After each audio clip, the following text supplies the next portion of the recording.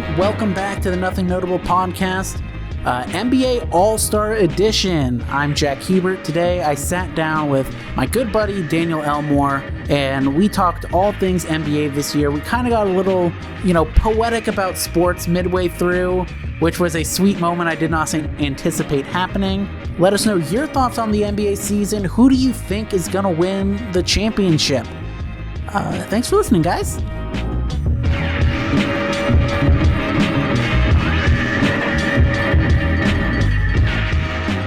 Okay, we are about 40% or so of the way through the NBA season. We're recording this the weekend before the All-Star game. Kind of strange that they're having an All-Star game this year, considering COVID and everything. You got any takes on the All-Star game this year? It's kind of weird that they're doing this, but the league's got to get that money. Yeah, the first take is that why are we doing an All-Star game to begin with? I mean, it's so silly. I really like Adam Silver, but this seems like a pretty obvious one. Like, don't have an All-Star game. Don't put all your players together in a room. Like, that doesn't sound like ideal, you know? Yeah. I understand that, like, there's money to be made for the NBA. There's money to be made for the players. So as a financial decision, I guess you can't overcome it. That's fine. I think more so than anything, fans just want to have a sheet of paper that says that their favorite player was a starter in the All-Star game, or that their favorite player made the reserves for the All-Star game. Like, that's all that anyone really cares about, is like how it goes onto a stat sheet for that player and how it can, be worked out for bragging rights for their team or whatever. Nobody actually really cares about the game. At least I can't imagine that sound-minded people would be like, I can't believe the West won the All-Star game this year. That's so dumb. Like nobody cares. No one cares. I think you're right. I think people also like to just use it as another thing to get upset about for things like snubs. I mean, snubs is always a difficult thing. There's a lot of people saying that players like Mike Conley are a snub this season. Jimmy Butler, a lot of people are saying he should have been an all-star. Trae Young. My whole thing with snubs, and where I find it difficult, is if you're saying someone has to be in, then you're going to have to take someone out. And when I look at the list of all-stars here, it's tough for me to be like, okay, yeah, like we should probably take Donovan Mitchell out so that we can put Mike Conley in, or Chris Paul out, or, I think everyone who made the team is deserving of making the team. And I don't like the snub argument. I think it's rather silly sometimes. Yes, I'm glad that we're on the same page, because that's my take also. I think I have 3 or 4 takes that I will get out and off my chest during the course of this pod, and this is the first one.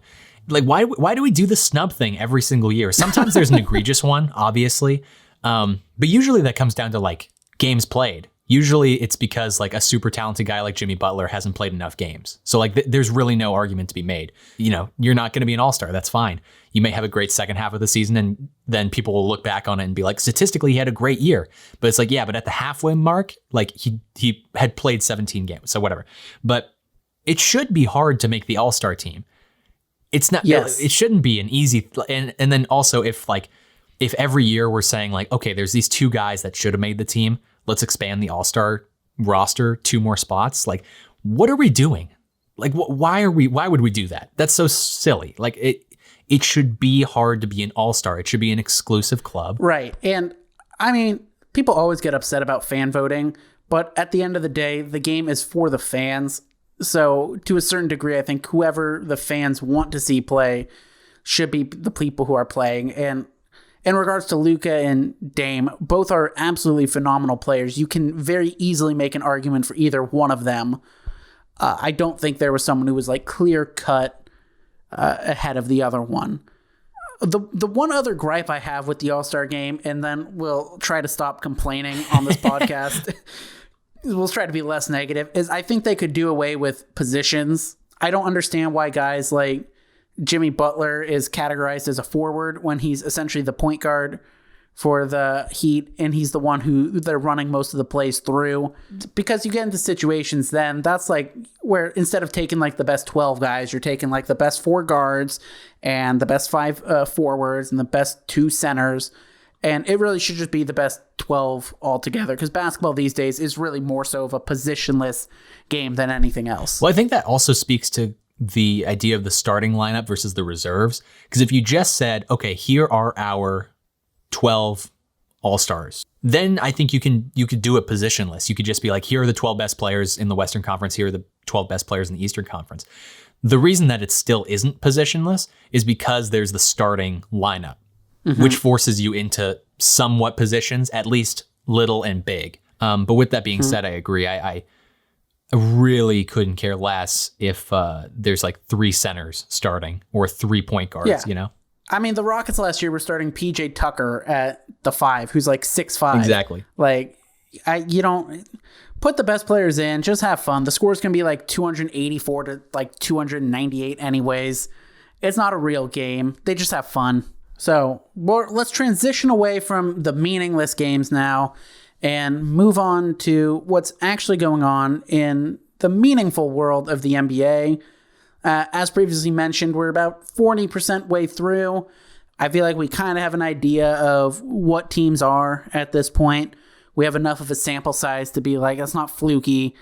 Are there any teams that stick out to you so far this season as kind of surprise teams doing better than you thought they would have done?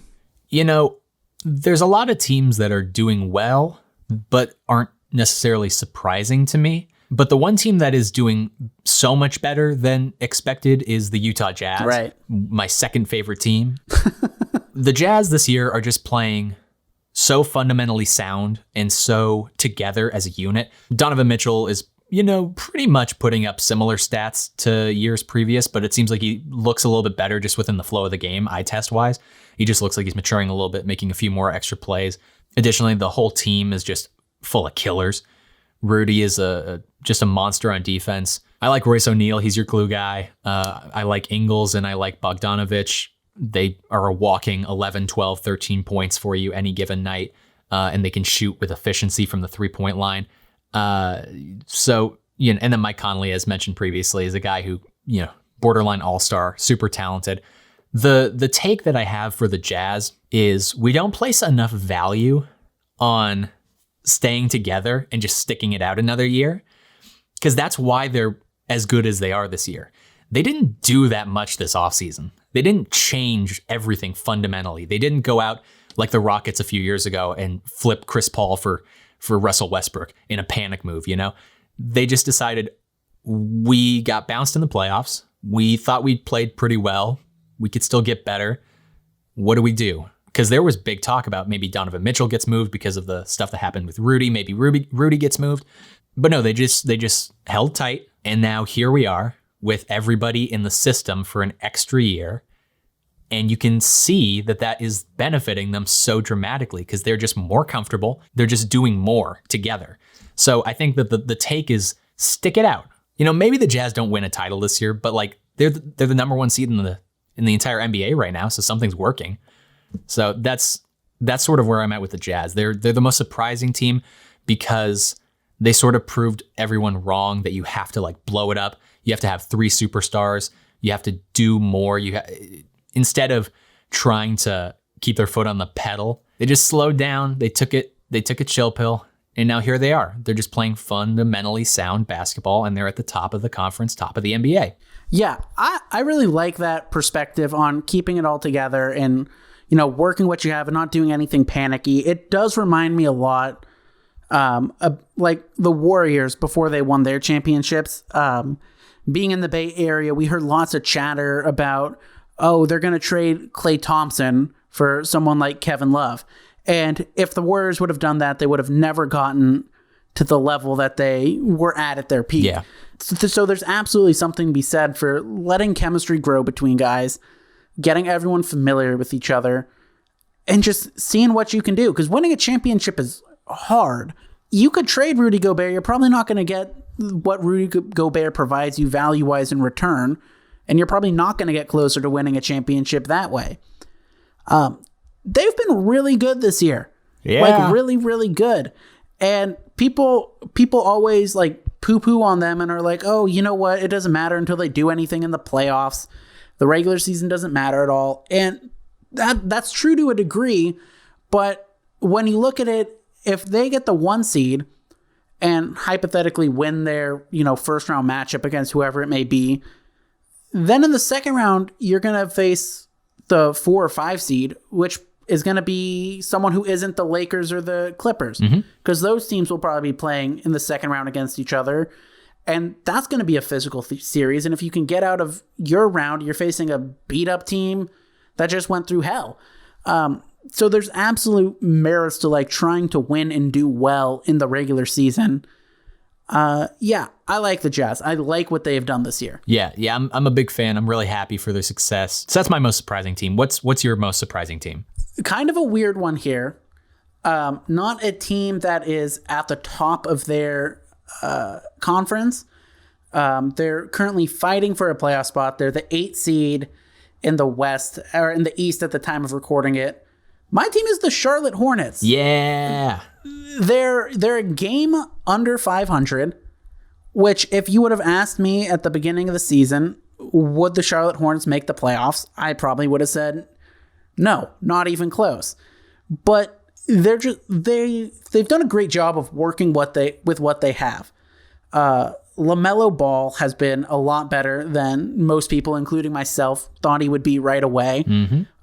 You can absolutely every game see like that star potential in him. He's very exciting to watch on the court, and they've surrounded him with guys who can flat out score, like Scary Terry. Yeah, there we go. Great guy. Devontae Graham. And the sneaky guy over the last month and a half or so, maybe, that has kind of really helped them out is Malik Monk, who has one of the weirdest like NBA careers so far. He was a top pick, didn't really do anything, but also then like once a year just has a crazy game where he drops like 40 points all of a sudden, but then does nothing the rest of the season. And he wasn't even in the rotation to start the year. I think he was like coach's decision, didn't play for the first like 14 games of the year. Rozier gets hurt. They throw him in there, and he's been producing at a very high level. Gordon Hayward is another guy who they brought in, and everyone was like, why are you paying Gordon Hayward $100 million? And he's playing at the level that he played in Utah.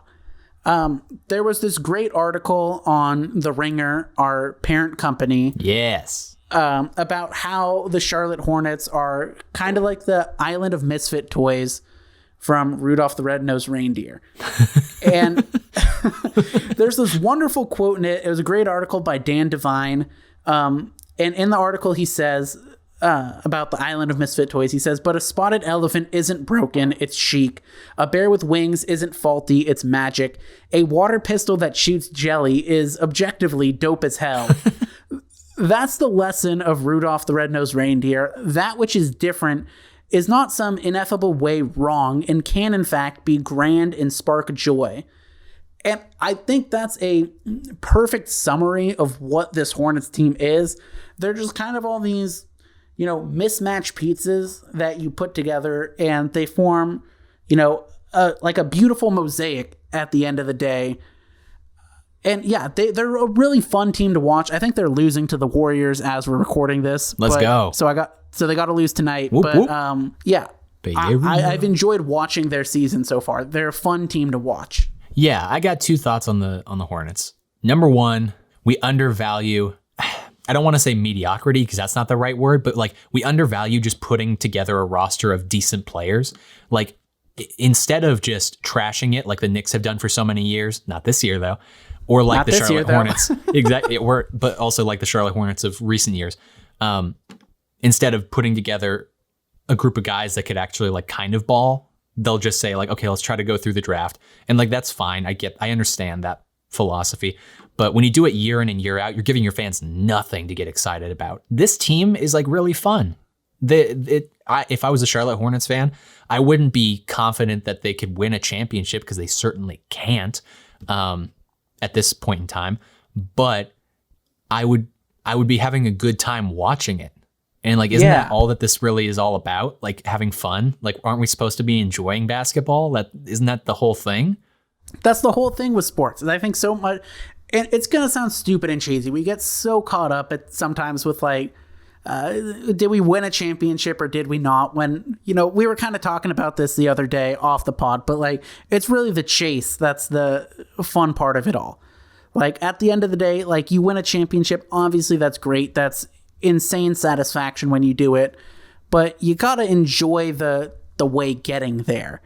And I think the Hornets, are they going to win a championship this year? I would be absolutely shocked. Are they going to win one in the next 3 years? Probably not. I don't think so. Place your bets. Place your bets now, kids. But at least, they're trying to win games, and the fans should be excited because it's a fun team to watch. There was talks before the season that maybe they would trade that number 3 pick that they used to get LaMelo for Russell Westbrook. There's talks that they should maybe do that. And I could not imagine how much different this season would have been if they did it, because they would end up probably being maybe at the same level that they are this year, but with much less to look forward to in the future. Yeah, exactly. And instead, because they'd have to spend a pretty penny on Russell Westbrook, but instead they spent their money on Gordon Hayward. And that's my only other thought on Charlotte is, when we were doing the previous NBA pod, I was saying that the Boston Celtics are really going to miss Gordon Hayward, even though he never fully gave them what they needed or wanted or expected. And we'll talk about the Celtics, but I still think that's true. I'm really happy for Gordon Hayward because I loved him in Utah. Big Utah guy over here. I loved him in Utah. I thought he had so much potential to even get better than he was, because he was a walking 22 points at least. Like he was an all-star. Yeah, he was a baller in Utah. And so seeing him this year revitalized and seemingly pretty healthy has been a lot of fun. And I think that's also the kind of guy that you want to root for. And that's another reason why it's kind of fun this year to be a Charlotte Hornets fan, is because I'm sure when they signed him, a lot of Hornets fans were thinking, like you said, like, what are we doing paying this guy a bunch of money? But there's value in getting guys like Andrew Wiggins for the Warriors or Gordon Hayward for the Hornets, guys that everyone wrote off, and then watching them succeed and get better. There's like, that's part of the chase. That's part of the thrill. That's part of the joy, is like you adopt this scraggly looking orphan and and you give him a nice suit, and it's like, look at that, you're the belle of the ball. So yeah, it's been really fun to watch Gordon Hayward. It's been fun to watch Hornets basketball. I've surprisingly watched more Hornets basketball than I have like Lakers this year. So yeah, that's a good surprise team, because they aren't, number one in the conference or anything, but they're definitely better than we expected. Yes. You mentioned the Boston Celtics, and that's a perfect transition into our next segment, which is disappointing teams. And the Boston Celtics are my number one disappointing team so far this season. They are currently 15-17. They have dropped 3 in a row. They're 3-7 in their last 10, 17-14 in their last 21 games. For a team with so many quality players and 2 All-Stars and a great head coach, they're struggling. Mm-hmm. They're not nearly the level they should be at. And I was trying to figure out why. And a lot of it, I think, comes down to Kemba Walker this year. Mm-hmm. Kemba has not been playing nearly at the level that he has been in the past. I think some of it may be health related. I know he had, I think it was like knee surgery basically during the off season. He is having his worst year since his rookie season. He has career lows in points, assists, field goal percentages, player efficiency, win shares, like every statistic you can think of. He's having the worst year since his rookie year. And I think when Kemba is not on and is not able to facilitate the offense in the way they need him to, it puts a lot of pressure on guys like Jason Tatum and Jaylen Brown, who are fantastic and are playing fantastic. But when you're asking them to guard the team's best player and run the offense, it's a lot to ask of a 22 and 24-year-old. And I think that's starting to wear on the team a little bit. Yeah, and you see that with Dallas also. It's like with Kristaps Porzingis being in and out of the lineup and other guys just not being able to provide as much as you want, putting the entire offense on the shoulders of a very young, I was going to say burgeoning superstar, but just definitive superstar. They can do it most of the time, but there's that one play like every couple of minutes that they don't make because they're still young, even though they're a superstar. And you see that with Jaylen Brown and with Jason Tatum. They're so good. And also, just for the record, I didn't see Jaylen Brown getting this good, actually. I never saw it. Oh, well, he's in my other category later. Oh, there we go. Yes. But those two are elite, talented players that are going to be big time guys for the next, for the rest of this decade, I guess. But they're still young. And so, when Kemba's not right, which he has not been, they can't really do as much as the promise of the Boston Celtics is with Kemba Walker. Mm-hmm. Without him, it completely falls apart. And obviously Marcus Smart's been injured and in and out of the lineup. And so that's also huge. I'm going to reserve my judgments for Brad Stevens until the second half of the year once guys are healthy. So I just want to say I'm going to reserve judgment for that for later. Right now, what I'm just looking at is Kemba's not healthy. Marcus Smart's not healthy. They need another, if they had a Gordon Hayward, that'd be really helpful right now. Mm-hmm. A guy that's got size, can shoot the ball, can score. They could use a little bit more help from the bigs also. If they had a shooting big, that'd be pretty sweet. There's a number of things to get better at. It's surprising that we're in, I don't know, it feels like year 3 or 4 of the Celtics just having a lot of pieces, but not being able to put it together completely. Yeah, just being almost there, but not quite there.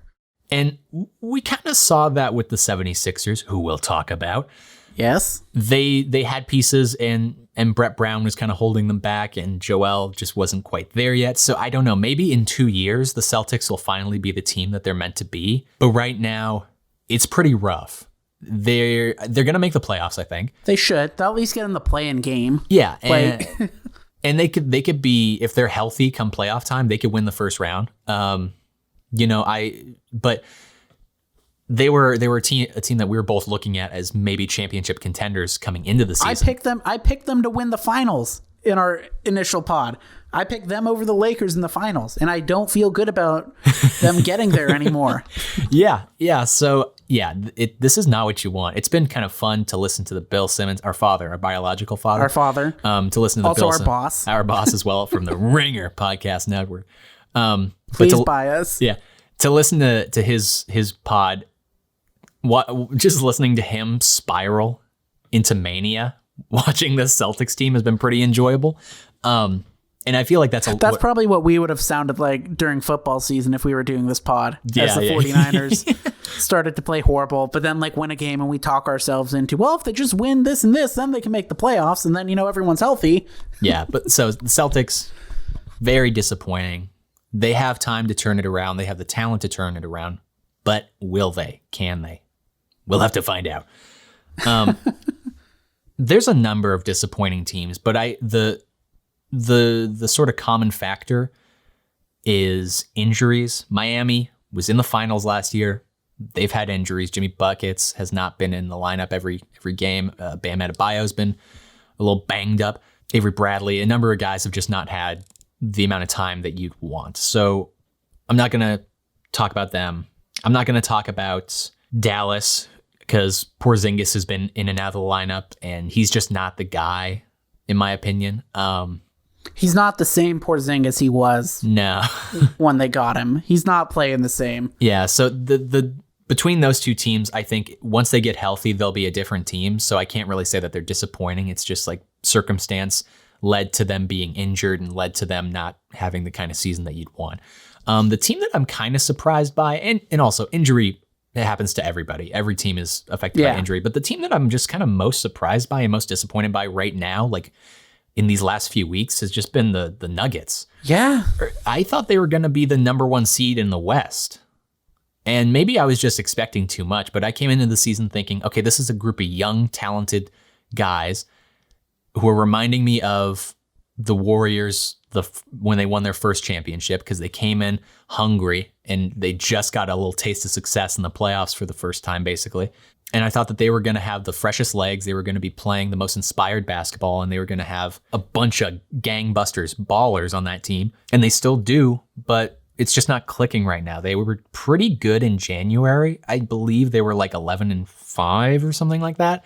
But at the time of recording this, they're 5-7 in February and kind of just slipping and not looking super fundamentally sound. They're okay. Like, I mean, their stars are doing well. Jamal Murray is really efficient as a shooter, which is just awesome. That's the thing that I'm always going to fall in love with, is like, if you shoot 45%, like, I'm just going to fall in love with you like so fast. But just as a team, I mean, I don't have a hot take. It's just like, why isn't it clicking more? Why isn't it better? And there's a number of reasons, but it's kind of just disappointing.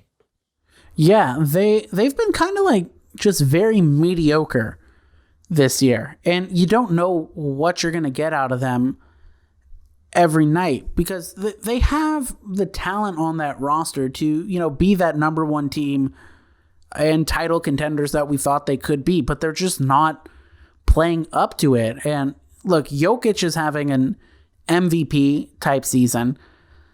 Jamal Murray, while he's a little less than he was in the bubble, he's still playing at a high level. I think it was kind of unrealistic to expect him to be that, you know, playoff bubble level where he was scoring, you know, 40 points a night in a clutch playoff games. I think what they're going to need is they're going to need those secondary pieces to step up. They need, you know, Michael Porter Jr. to develop into like the all-star type player that it seems like he can be based on the talent, but just isn't putting together. They need guys like Will Barton to step up. Yeah, just a disappointing year from that team all around so far. Yeah, I think I chose them for disappointing because the word or sound that I would most associate with them right now is meh. Yeah. And that's not what I was expecting coming into the season. So a lot of the disappointment comes from my expectations being so high. So that could just be on me. But I think everyone had pretty high expectations given how unreal they were in the bubble last year.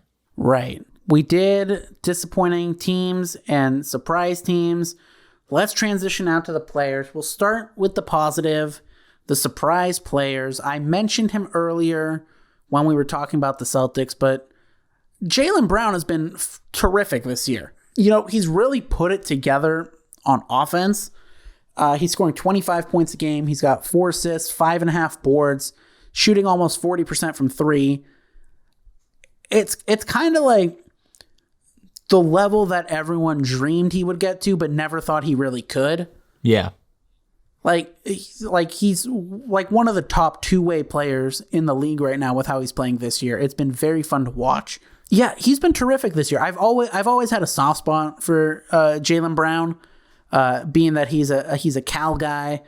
That's, you know, the team I watch with my grandma. Yeah, always had a soft spot for him. Glad that he's putting it all together this year. I think he has a very bright future ahead of him in the league. Seems like a really good guy also. A guy, both of them, Tatum and Brown, could be the president of the Players Association in 5-6 years. They're just so bright, so smart, so intelligent. So they care about social issues. They care about things bigger than basketball. That's something that I'm always looking for. Also, just for a quick second to talk about like drafting and stuff.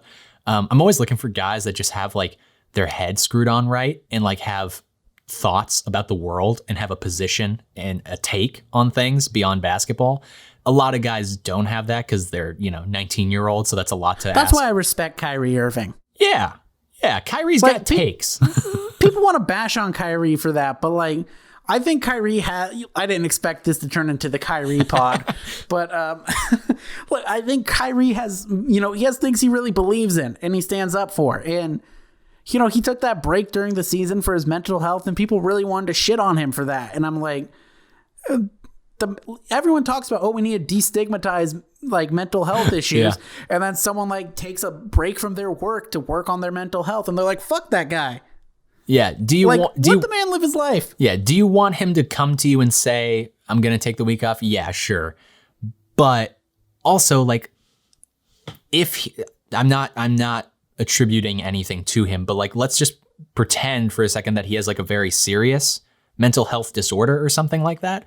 It might not be even possible for him to do that. You know, sometimes if like you have bipolar disorder, or if you have really aggressive bouts of depression, it's kind of hard to be level-headed in moments of a downswing. So I don't want to make fun of Kyrie for dipping out for a little while. Do you want him to come to the ownership and say, hey, I'm dipping out? Yes, but you don't know the circumstance. You don't know why exactly. So, yeah, that was a good tangent, but a tangent nonetheless. Good tangent. my surprise player is, I don't know. I think it's Chris Paul. Not because he hasn't been great for many years, not because he had a bad year last year. He didn't. But I just for like 3 years now, I've just been expecting him to fall off a cliff, and he just hasn't. So in that regard, I'm just surprised by his ability to maintain his health and his longevity. Never been a Chris Paul fan, still not. But it's been pretty surprising to see how he's been able to also not just play exceptionally well, but to help turn around Phoenix and make them into a team that actually can contend. It's just that the surprise is the lack of regression, so to speak. And because he's also like, was he 52? Something like that, 57. I think he's 52 or 57.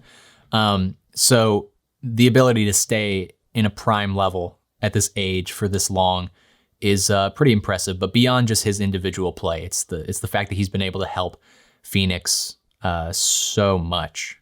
So he's my surprise player. Yeah, I think, I am not the biggest Chris Paul fan either, but I think that the stem of that is from the fact that the Warriors always wind up playing him in the playoffs every year. Yeah. Otherwise, I would probably be fine with him. But he's another one who guys talk about. Head of the Players Association. Yeah. Chris Paul is the president of the Players Association. He's truly one of the best point guards in NBA history. Yeah.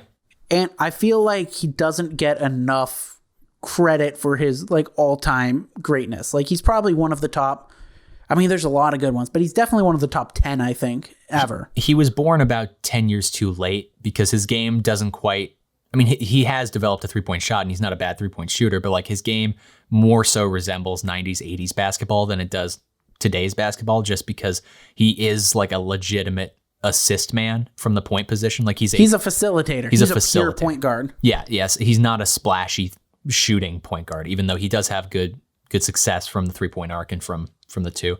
But yeah, I think if he was born, or if he was playing in the 90s, playing in the 80s, everyone would be talking about him just in a similar way, probably the same way that we talk about Isaiah Thomas, the first. The big one. The big one. Because yeah, it's incredible handles, incredible assists, incredible steals, all the numbers that you want. He's just not like a splashy player, and he knows the game so well. There was that insane game like 2 years ago where he got somebody teched because they had their Jordan, I think it was Jordan Bell, right? Yeah. Had his jersey untucked. And so he called it out and they got a tech, and then they ended up winning the game on that. Like that's pretty impressive. I'm not going to lie. Mad props to him, still doing it this late in his career. MVP race. There seems to be a narrative going on in the media that LeBron should be the MVP this year, and it's rather perplexing to me, and I feel like it's more of they're awarding him like a lifetime achievement award than anything else, because I don't think LeBron has been the MVP this year. I don't think he's actually been in the top 4 in MVP this year. Woo! I have him fifth in my MVP list right now. Yeah, I think Russillo and Simmons did this for the Ringer podcast network, but they broke down like each of the last, 6 years or whatever, maybe 8 years it's been. Because everyone is doing that thing where they're like, how has he not won an MVP in X amount of years? He's the best player in the league.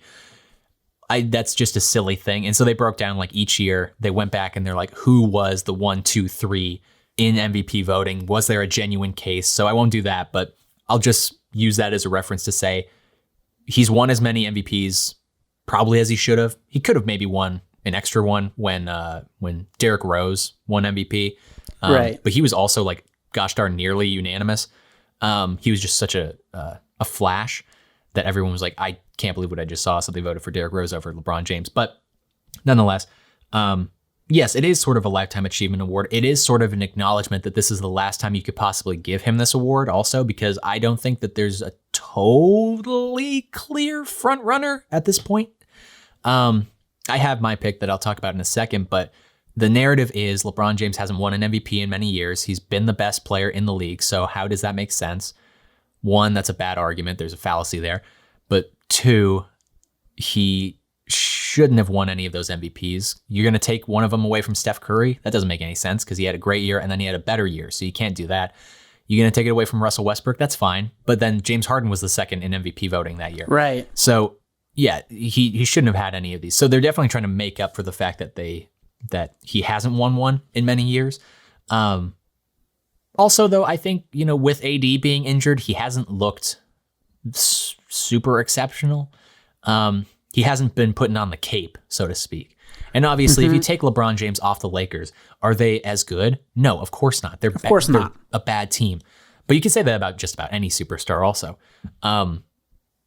So I wouldn't have any issue if LeBron James did win the MVP, because I like LeBron James because he's a good person and a great player, and he's having a good season, but statistically not his best season that he's ever had, not his best in years.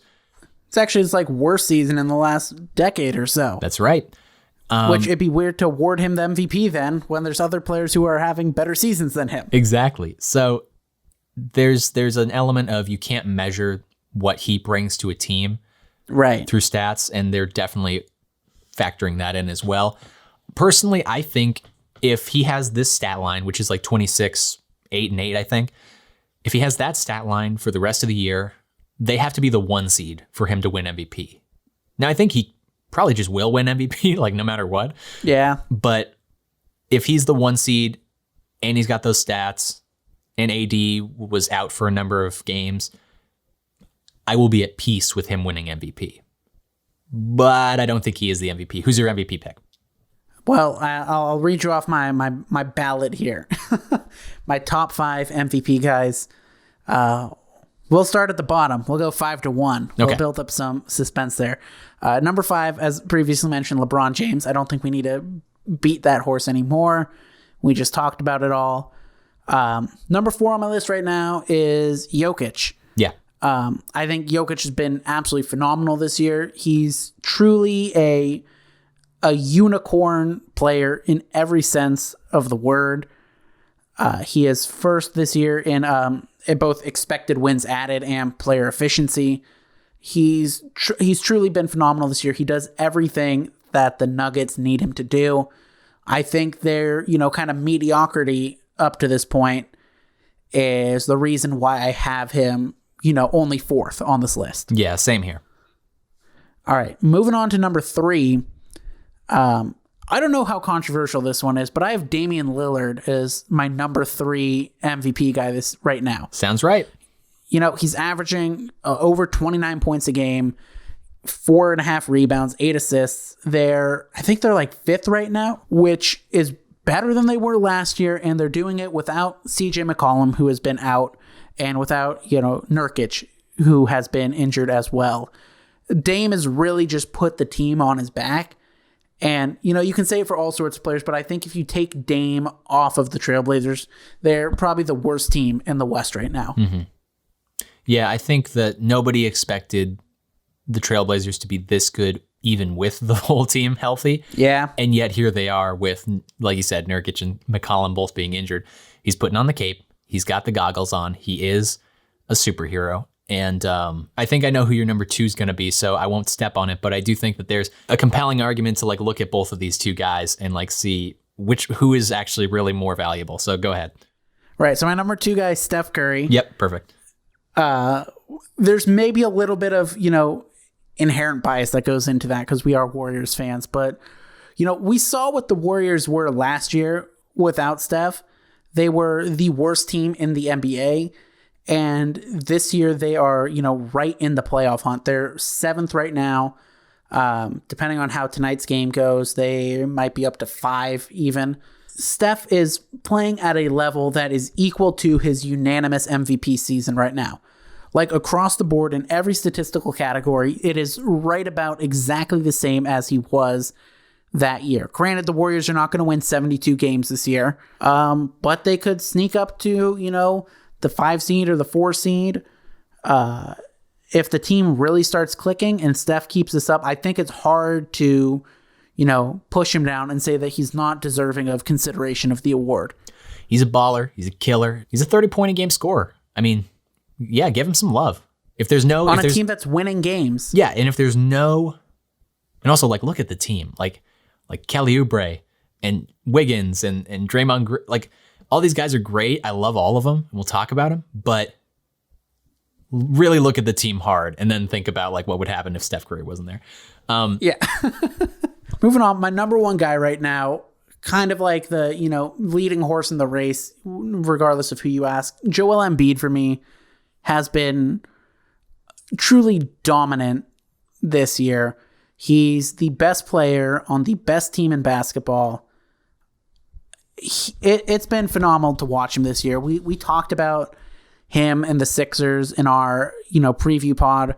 We said we were both kind of higher on the Sixers than the general population was. Mm-hmm.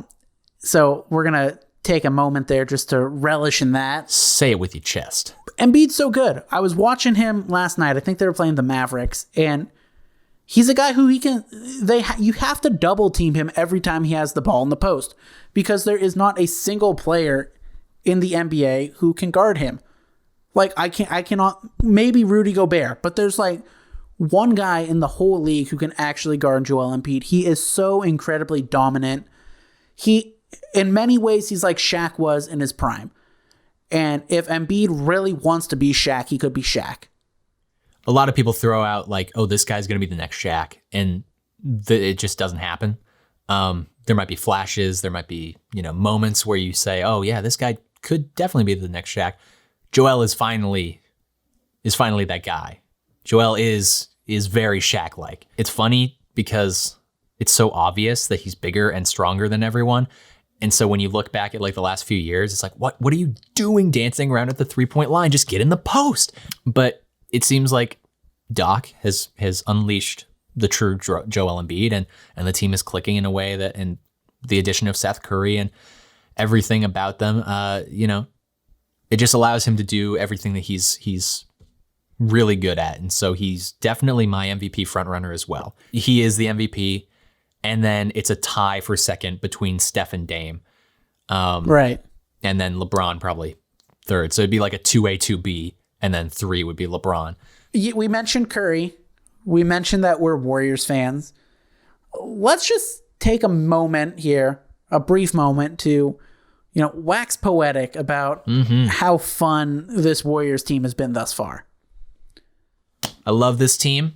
I love that they don't win more than 2 games in a row, and then they don't lose more than 2 games in a row. I got to check to see if they won tonight while we're recording this pod. Exactly. But I love the struggle, because the watching the moment of breakthrough is one of the most fun things in sports. It's an exciting feeling, and it's a really fun feeling.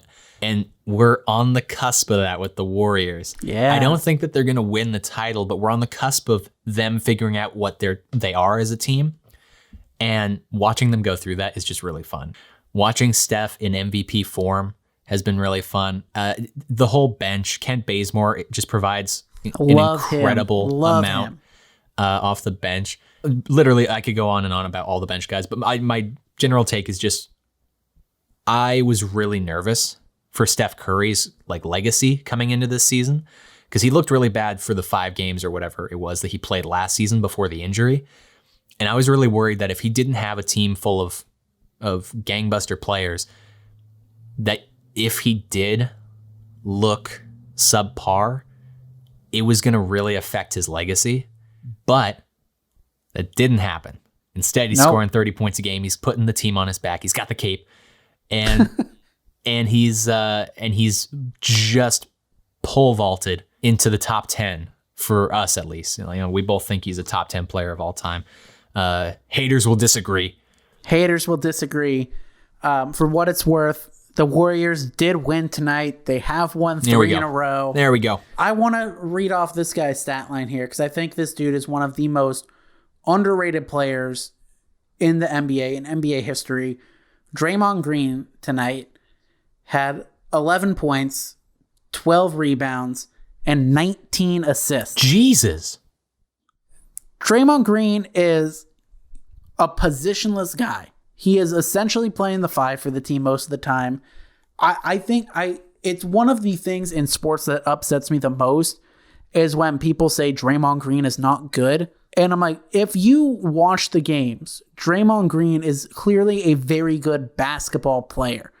He is not a good scorer. Okay, I will give you that. But that is not what his role is within the team. And he has talked about this before, where he has talked about his role is not to go out there and score 25, 30 points a night. His role is to go out there and help the team win. And he does that by dictating the offense, getting guys in the right position.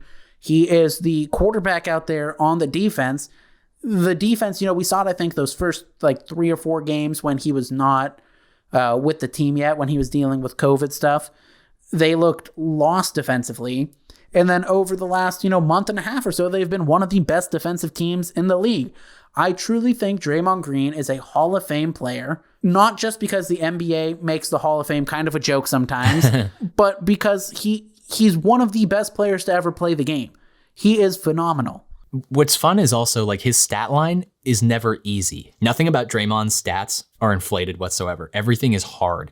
All of his passes are unbelievable. He really can absolutely uncork the ball. His points obviously are really hard to come by because he is not a good scorer. So when he gets 10 dunked points the other day though. I remember that. That was great. Just a horrendous 3-point shooter. His shot is always flat. It's kind of alarming. It's gotten worse. Yep. It's bouncing off the front iron. Shoots with a backpack on his back. Honestly, yeah. So his points are not easy to come by. His assists are masterful. His rebounding is violent and aggressive, and he is not bigger than anyone. So he's really working hard for it. Everything about Draymond Green is he should be. That's kind of what I like about the Warriors is Steph, Clay, and Draymond are the 3 guys that you should want to realistically be. If you want to be an NBA player, if you want to be a basketball player in general, you should not wake up and think, I'm going to be LeBron James, because only LeBron James is LeBron James. He's physically unlike anyone else. You can be Steph Curry. You could hit the gym every day and just get up a bunch of threes and a bunch of free throws because he's just a 6'3", super talented hand-eye coordination guy. You can be Draymond Green. He's 6'5", but he out-hustles and he out-rebounds guys that are 7 feet tall. You can be Klay Thompson, who is just fundamentally the most sound shooter that the game of basketball has ever seen. You could be these guys, and that's what I think makes them really fun, is that they're guys that you can aspire to become, if I can be poetic for a moment. Yeah. The Warriors have been subject of rumors for the past, year or so on how are they going to keep the dynasty going? What star player are they going to trade for? Are they going to give up, Wiseman and, the Timberwolves pick and, probably Draymond or Clay to make the contracts work to get, Giannis or Bradley Beal or add whoever to the list? I don't want it. Mm-hmm. I don't want it to happen. It's one of those things where, and we talked about it with the 49ers a little bit with trading for Deshaun Watson. Uh-huh. There are some trades that maybe make sense from a, basketball perspective, like getting rid of your linebacker to get a top 3 quarterback probably makes sense. I don't want it to happen because I think as a fan, and it's kind of been the theme for this pod here, sometimes it's not all about winning. Yeah. Even though at the end of the day, the wins matter, if you're not enjoying what's going on, if you're not enjoying watching your team, then what's the whole point of it? Listen, how satisfying was it for Chicago Cubs fans when they finally won the World Series, Exactly. As a pseudo Chicago Cubs fan myself, I adopted the team about 4 years before they won as my number 2 team. Even that was satisfying. Yeah, it's about the chase. It's about the thrill. It's about the fun. Once we can get back into NBA arenas, it's about going into the arena and seeing these world-class athletes. It's about having fun. That's what it really matters. And of course, we're not saying like winning doesn't matter. You want your guys to win, but the point of winning is that you're going through it with them and you're enjoying it. You're having fun. So, yeah, no, I didn't expect there to be a theme, a running theme, but yeah there is one. Well, since winning does matter a little bit, we'll wrap this up with, championship picks at this midway point. Initially, I had the Celtics over the Lakers. I don't feel great about that anymore. We somehow managed to make it through an NBA midseason pod without talking about the Nets at all. Good for us. Good for us, except for one Kyrie Irving tangent. But Brooklyn's a really fun team to watch right now. Just offensively, they can get buckets all the time. I think they have a good chance to win it. And who do they play? I don't know. My gut tells me the Clippers. I don't know why, but I'm just feeling it. Well, the Clippers speak that what's happening there also speaks to what I was talking about earlier with let's put more value on just like sticking together and grinding it out. Because I was critical of their offseason because they didn't really do that much either, much like the Jazz. But clearly what happened in the bubble last year was what happened in the bubble last year. You're not going to see that again. Paul George was clearly struggling. He was having a tough time. And also the Clippers were one of the few teams that actually, when they had that moment of like deciding whether or not to continue in the bubble, they were one of the teams that said like, we can leave. So I don't think the guys wanted to be there. I think that they were emotionally kind of falling apart and it played out on the court. Paul George has been playing very well this season. Kawhi Leonard obviously is playing very well this season. They're kind of not a flashy team, so they're not on anybody's like... You don't hear about them. Yeah, they're not on anybody's list right now, but I wouldn't be surprised if they snuck in, especially if AD gets injured, for the Lakers or something, and then they face off. If he's out longer, if his, Achilles sprain ends up being a torn Achilles like we saw with Kevin Durant. Exactly. Yeah, so I think that's fair. Clippers over the Nets. That's my finals pick. There you go. I had the Lakers. I don't even remember who I had in the East. I think you just had the Lakers. Yeah, that was pretty much my take, was like nobody's better than the Lakers. And I still think that's true. The only issue is going to be health. Anthony Davis just has to get right. If Anthony Davis is not in the picture, it's sort of like how we talked about the Celtics. Like the promise of this team for the Celtics is with Kemba Walker. The promise of the Lakers being an unstoppable dominant force is with Anthony Davis. So in order to fulfill the promise of winning a championship, they need him to be healthy. They need him to be playing at the best level that he can. And also, to be completely honest, when I watch them, I don't feel like it's a team that's putting 100% effort in. They kind of seem like they're dogging it a little bit, yeah. I've never felt like the LeBron James team was putting in 100% effort before the All-Star game. And I think that that's in some ways smart. They know when to peak. That's the thing about LeBron is like, I think he really knows like how to, he's not going in there and saying, let's give 75% effort tonight, guys. Like it's not like that explicit, but I think in the back of his head and the way that he leads the team, he knows like, okay, I need to start dogging guys once we get to this point in the season, because then we'll peak 2 weeks after that. And then we'll have enough confidence to sustain like another 3-week period. And then we'll have a tough game I think he thinks like in terms of chess, basically. So I still am, my gut still says Lakers. The compelling argument for the Net, and also, I mean, just teams that are worth talking about. You mentioned the Clippers, the Nets, the 76ers, and the Lakers. These are all teams that could feasibly do it. The compelling argument for the Nets is that they'll just score more points than you. But, I'm having trouble with that. I'm having trouble with that because it always comes down to defense in the playoffs in any sport. And I just believe that James Harden's going to have a bad game where Anthony Davis and LeBron James don't. Like they're just going to be consistent the entire series. You might blow out the Lakers in one game, but they're going to outlast you. So right now I'll just say Lakers over Nets is going to be my pick. I still think the Lakers are pretty unstoppable. They just aren't showing it right now. I think that's about all we got today. That was fun, buddy. Good time. Very good time. All right. Thanks for listening, guys.